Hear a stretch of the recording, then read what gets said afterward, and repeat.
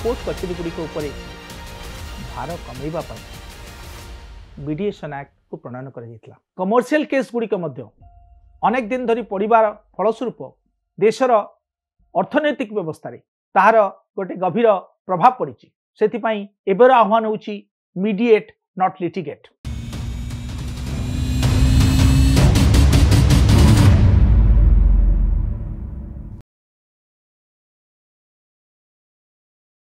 दुई पक्षों मध्य कौन विवाद तार समाधान पाई एवं कोर्ट कचेरी गुड़िक भार कमेवा मीडिएशन एक्ट 2023 को प्रणयन कर भारतर प्रधानमंत्री अर्थनैतिक परामर्शदाता परिषदर सदस्य संजीव सन्याल निकटरे तांकर अभिभाषण रे कहिथिले जे विकसित भारतर स्वप्न स्वप्न रे रही जीव जदि भारतर न्यायिक व्यवस्थार संस्कृति रे विशेष भाव में कौन परिवर्तन देखा नजिव एक कथा को आहुरी सरलीकरण करी से कहिथिले जे 99% मीडिएशन को जाउथुबा मकद्दमा गुड़िक मध्यरु सबु गुड़िक होची विफलगामी। एबे आमे 2023 मसीह सिंगापुर कन्वेंशन को आख्यागर रखी नुआ आईन प्रणयन करिचे एवं 2023 मसीह एई आईन राष्ट्रपति अनुमोदन पाई सारी सुधा केवल मीडिएशन काउंसिल गठन होगा छड़ा एपर्यंत एई आईन रो संपूर्ण गेजेट विज्ञापन अर्थात ताको कार्यकारी करिबा पई कोनोसी प्रावधान करा जाय नाही जार फलस्वरूप कि एपर्यंत मध्य ए आईन टी कार्यकारी करा जाय नाही। सिंगापुर कन्वेंशन 2019 रे भारत प्रथम राष्ट्र भाव मध्यस्थता आईन को चुक्ति स्वाक्षर करिथिला। तार कारण हूँ आम देश रे कोर्ट कचेरी गुड़िक जेते संख्यार मकद्दमा चले से जो समय सीमा थाए ताहा निश्चित भाव आम समस्त गोटे उद्वेगजनक घटना हो रही। आम देश रे बहु संख्यार मकद्दमा उभय देवानी एवं फौजदारी मकद्दमा पड़ी रही। अनेक क्षेत्र में कमर्शियल केस गुड़िक अनेक दिन धरी पड़ार फलस्वरूप देशर अर्थनैतिक व्यवस्था तार गोटे गभीर प्रभाव पड़ी। तेणु से दृष्टि मीडिएशन एकमात्र बाट बोली आमे उपलब्धि करिछु। सेथिपाई एबर आह्वान होची मीडिएट नॉट लिटिगेट। पूर्वरु देवानी आईन एवं कमर्शियल कोर्ट एक्ट रे एहाकू बाध्यतामूलक करा जायतिला किंतु एबे नुआ मीडिएशन एक्ट रे एहाकू संपूर्ण भावे स्वच्छाकृत करा जायछि। अर्थात जदि उभय पक्ष राजी नुहंती ताहले एहा मीडिएशन एक्ट रो अंतर्भुक्त करा जाय परिबो नाही।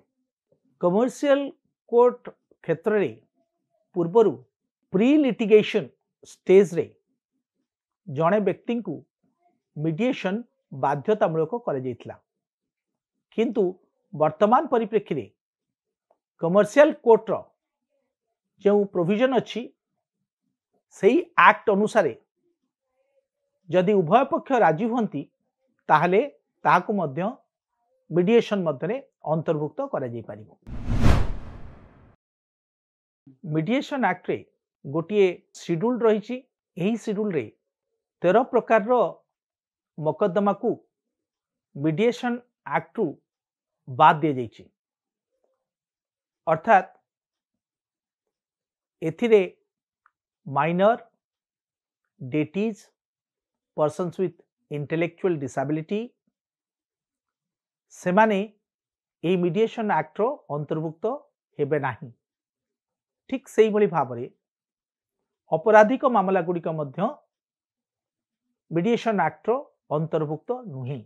Oil natural gas advisory board national green tribunal रो अंतर्भुक्त मामला गुड़िक मध्य एई मध्यस्थता आईन मध्य आसीबे नाही। ठीक सेही परि भाव रे टिकस इम्पोजिशन ऑफ लायबिलिटी किंबा प्रोफेशनल बॉडी गुड़िक क्षेत्र में बा अदर बॉडी गुड़िक क्षेत्र में जो श्रृंखलागत कार्यानुष्ठान निया जाउची से क्षेत्र में मध्य मीडिएशन एक्ट लागू हेबो नाही।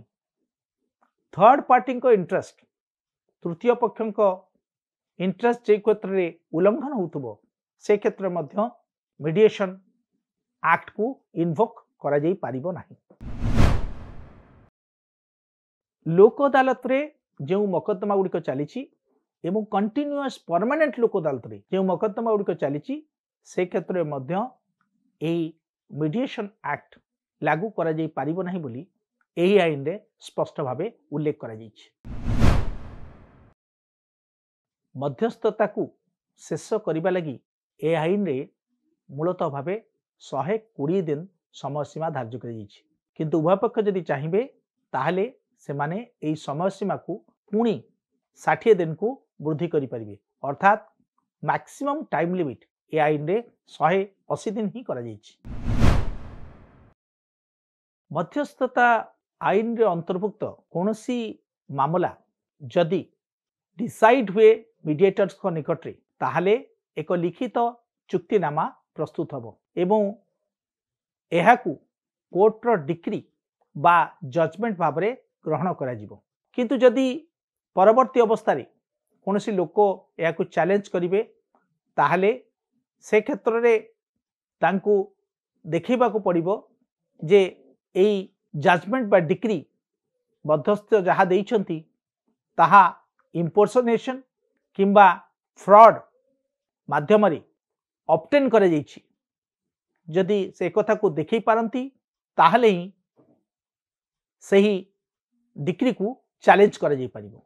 ये आईन रे सबुठ गोटे मूल कथा रही जहा पूर्व कौन आईन रे नथिला ताहा होछि कम्युनिटी मीडिएशन अर्थात गोष्ठीगत विवादर समाधान पाई मध्य ए आईन रे बंदोबस्त रही।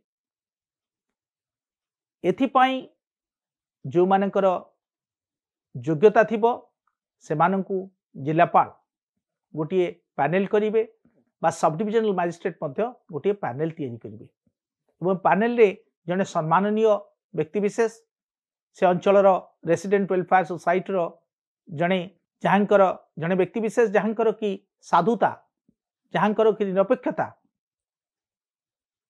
क्वेश्चनेबल नथिबो से भली व्यक्ति विशेष को सही पैनेल मध्य निया जिवो। या छड़ा ए आईन ने मध्य विदेशी मीडिएटर को पाई स्वतंत्र भाव में क्वालिफिकेशन प्रेस्क्राइब्ड हबो। मूल कथा होची जी मीडिएटर हबो से मध्य डिस्क्लोज करुथबा दरकार जे तार ए मकद्दमार कोनोसी पक्षन सहित इकोनॉमिक किंबा फाइनेंशियल रिलेशनशिप किसी नथिबो से कथा मध्य डिस्क्लोज करबा उचित जे कोनोसी कॉन्फ्लिक्ट ऑफ इंटरेस्ट से जो पक्ष मानक पई मध्यस्थता करिवे से क्षेत्र में मध्य तांकर कोनोसी इन्वॉल्वमेंट नथिबो। मध्यस्थता आईन क्षेत्र में मध्य गोटे सर्विस प्रोवाइडर एजेंसी को नियुक्ति करा जिवो एवं मीडिएशन काउंसिल मध्य प्रत्येक राज्य रे रहिबो जे गुडी को सरकार अनुमोदन देबे एवं कोनोसी आर्बिट्रेटर कर मैंडेट मध्य टर्मिनेट करा जाई परिबो नुआ आर्बिट्रेटर मध्य नियुक्त करा जाई परिबो। किंतु मूल कथा होची वर्तमान आम देश रे जातीय स्तर मीडिएशन काउंसिल छड़ा आम एपर्यंत एई एक्ट को किभली कार्यकारी करा जिवो सेथिपाई सठिक भाव में भित्तिभूमि तैयारी करि पारि नाहु जार फलस्वरूप कि ए आईन रो कार्यकारिता दिगटी आम समस्त गोटे बड़ प्रश्नवाची सृष्टि करिछि। जेतेबेले आईन प्रणयन हुए परवर्ती समय से आईन रो ऑडिटिंग करिबार कोनोसी बंदोबस्त नाही। राज्य मानकर एवं केन्द्र गुरुदायित्व होछि ए आईन को किभली कार्यकारी करा जिवो। केंद्र सरकार एथिपाई आईन रो विभिन्न प्रोविजन को एबे नोटिफाई करिवार आवश्यकता अछि। ठीक से ही भाव में आम राज्य सरकार ए आईन को कार्यकारी करने लगी समस्त प्रकार फैसिलिटी को जोगी देवार आवश्यकता अच्छी जार फलस्वरूप कि ए आईन सुफल साधारण नागरिक पाखे पहुंची पार।